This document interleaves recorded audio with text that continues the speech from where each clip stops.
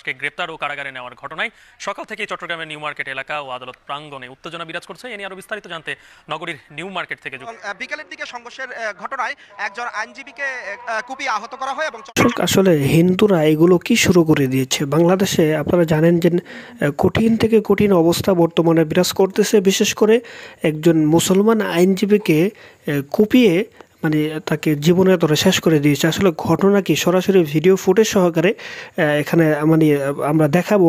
অন্যদিকে আজকে রাতেই সেই হিন্দুদের বিরুদ্ধেও কিন্তু কঠিন কর্মসূচি ঘোষণা করেছে এবং গণমিছিল সমাবেশ করেছে। সেখানে হিন্দুদের বাড়িঘর মানে পুরো বিস্তারিত পুরো ভিডিওটা দেখার পরেই আপনারা বুঝতে পারবেন আসলে এই ঘটনার মোড় কোন দিকে যাচ্ছে এবং ঘটনা কি হয়েছে, আইনজীবীকে তা কারা মেরেছে। তো চলুন। বড়ই অদ্ভুত পরিস্থিতি তৈরি হয়ে গেছে, বড়ই কঠিন ঘটনা ঘটে গেছে। আর এই ঘটনার শেষ আসলে কোথায় হবে বা আরো কতগুলো প্রাণ ঝরে যাবে। দর্শক, ইস্কনের মুখপাত্র আপনার সনাতন জাগরণ মঞ্চের মুখপাত্র চিন্ময় কৃষ্ণকে আপনারা জানেন যে আজকে আদালতে আনা হয়েছিল। আর সেই ঘটনায় বিকালে আরেকবার আদালতে আনার একটা এই সিচুয়েশন ছিল। আর এর মাঝখানে সেখানে আপনার এই ইস্কনের সদস্যদের যারা এখানে প্রটেস্টর ছিল তাদের আন্দোলনের মুখে বাধা প্রদান করেছিলেন আমাদের একজন আইনজীবী। তো কি বাধা প্রদান করেছেন সেটাও বলছি। তাকে নির্মমভাবে প্রকাশ্যে কুপিয়ে তাকে শেষ করে দেওয়া হয়েছে। আমি জানি না যে এরপরে আর কি হয়। আর আমরা যখন নিউজটি করছি 7-8 জন এই মুহূর্তে চট্টগ্রাম মেডিকেল কলেজ হাসপাতালে কিন্তু চিকিৎসাধীন আছেন। আরও সংঘর্ষ বিভিন্ন জায়গায় ঘটছে। আর ঘটনার সত্যতা নিশ্চিত করেছেন চট্টগ্রাম আদালতের সহকারী public prosecutor Mohammad advocate Enamul, যিনি মারা গেছেন। ওনার নাম হচ্ছে আইনজীবী সাইফুল ইসলাম আলিফ। আমরা দেখছি যদি আপনার এখানে একদম যা ঘটলো, পুলিশের সূত্র বলছে বিকেল 4:45টার দিকে ইস্কনের অনুসারীরা আদালত এলাকার বিভিন্ন প্রতিষ্ঠানে হামলা শুরু করেছিল। আর সেই হামলায় আইনজীবী সাইফুল ইসলাম আলিফ তিনি সেখানে তাদেরকে বাধা প্রদান করেন। এরপর কতিপয় সদস্যরা তারা ভুক্তভোগীকে তুলে নিয়ে আদালতের প্রধান ফটকের বিপরীতে রঙ্গম টাওয়ারের সামনে নিয়ে যায়, তাকে জোর করে ধরে বেঁধে নিয়ে যায়। সেখানে সাইফুল ইসলামকে কুপিয়ে আহত করে ইস্কন সদস্যরা। গুরুতর অবস্থায় উদ্ধার করে সাইফুল ইসলামকে যখন চট্টগ্রাম মেডিকেল কলেজে হাসপাতাল ভর্তি করা হয়, কর্তব্যরত ডাক্তার তাকে মৃত ঘোষণা করেছেন। আমরা যদি দেখছি যে চট্টগ্রাম আদালতের সংঘর্ষের ঘটনায় 7-8 জন এই মুহূর্তে আরো গুরুতর অবস্থায় হাসপাতালে ভর্তি আছে।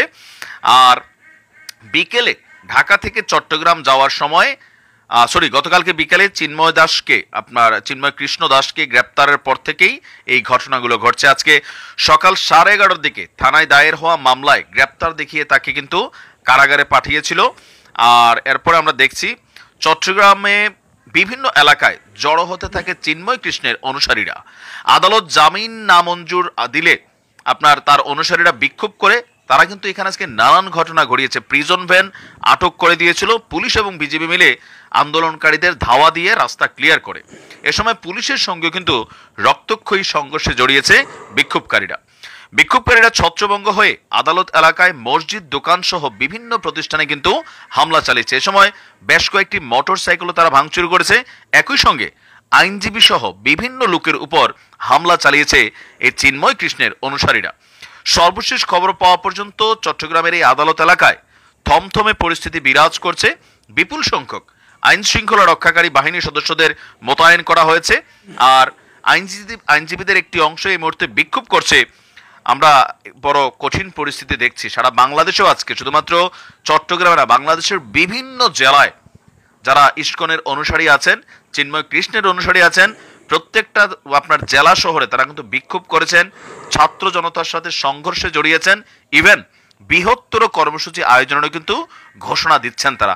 আমি জানি না যে এই ঘটনার জের ধরে সারা বাংলাদেশে কি অদ্ভুত পরিস্থিতি তৈরি হয়, আসলে এগুলো মোকাবেলা কিভাবে করবে। সরকারের পক্ষ থেকে বলা হয়েছে তাকে কোনো ধর্মীয় পয়েন্ট অফ ভিউতে আটকানো হয়নি, তাকে রাষ্ট্রদ্রোহী মামলায় আটকানো হয়েছে। কারণ চট্টগ্রামের লাল দিঘির পারে সে যেই জনসমাবেশ করেছিল সেখান থেকে যেই ঘটনাগুলো ঘটেছে, পাশাপাশি তার বিভিন্ন বক্তব্য যেগুলো সরাসরি আওয়ামী লীগ বেসিস কিন্তু একটা অবস্থান ছিল, এগুলার কারণে কিন্তু তার বিরুদ্ধে ছাত্র জনতার একটা অংশ কোথাও না কোথাও কিন্তু ক্ষুব্ধ আছে। তো সবকিছু মিলে এই পরিস্থিতি, আমি জানি না যে আরো কয়টা লাশ পড়ে যায়, কি হয় না হয়, কি এক মানে সিচুয়েশন আমরা পার করছি গত 3টা দিন। যারা এই ঘটনা ঘটিয়েছে সিসিটিভি ফুটেজ, মোবাইলে ধারণকৃত ফুটেজ দেখে প্রত্যেকটারে দৃষ্টান্তমূলক শাস্তি দিতে হবে।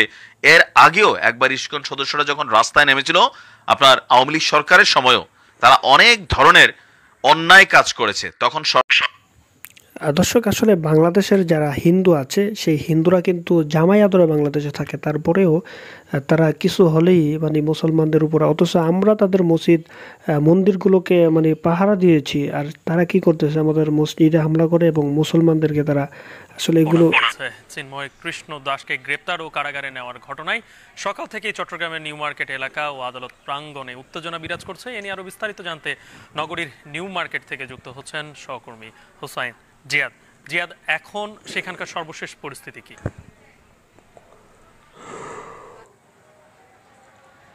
এখনো পরিস্থিতি আসলে উত্তপ্তই বলা যায়, বিশেষ করে নিউ মার্কেট মোড় এলাকায় আমরা যেখানে অবস্থান করছি।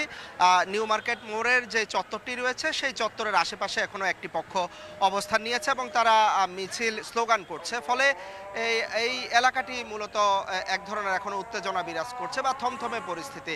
তবে এর দুই পাশেই কিন্তু আইনশৃঙ্খলা রক্ষাকারী বাহিনী তারা কড়া অবস্থান নিয়েছে এবং এর থেকে ঠিক 1 কিলোমিটার দূরে যে আদালত পাড়া রয়েছে সেই আদালত পাড়ায় আজকে সকাল থেকে আসলে পরিস্থিতি ছিল থমথমে এবং বিকেল পর্যন্ত মূলত দফায় দফায় সেখানে সংঘর্ষ ভাঙচুরের ঘটনা ঘটেছে। চিন্ময় কৃষ্ণকে আদালতে তোলা এবং কারাগারে প্রেরণের ঘটনা নিয়ে, এবং বিকেলের দিকে সংঘর্ষের ঘটনায় একজন আইনজীবীকে কুপিয়ে আহত করা হয় এবং চট্টগ্রাম মেডিকেলে নেয়ার পর সাইফুল ইসলাম নামের সেই আইনজীবী বিকালে চিকিৎসক তাকে মৃত ঘোষণা করেন। এর পরপরই মূলত পরিস্থিতি নিয়ন্ত্রণে চট্টগ্রামে সেনাবাহিনী আগে থেকেই তো মোতায়েন ছিল এবং বিকেলে 6 প্লাটুন বিজিবি মোতায়েন করা হয় এবং আমরা যতটুকু দেখছি যে আদালত পাড়া থেকে শুরু করে আদালতের আশেপাশে যে এলাকাগুলো রয়েছে, একেবারে হাজারিগলি থেকে শুরু করে আন্দরকিল্লা মোড়, নিউ মার্কেট, এই পুরো এলাকায় মানুষের মধ্যে এখনো বলা যায় যে এক ধরনের আতঙ্ক রয়েছে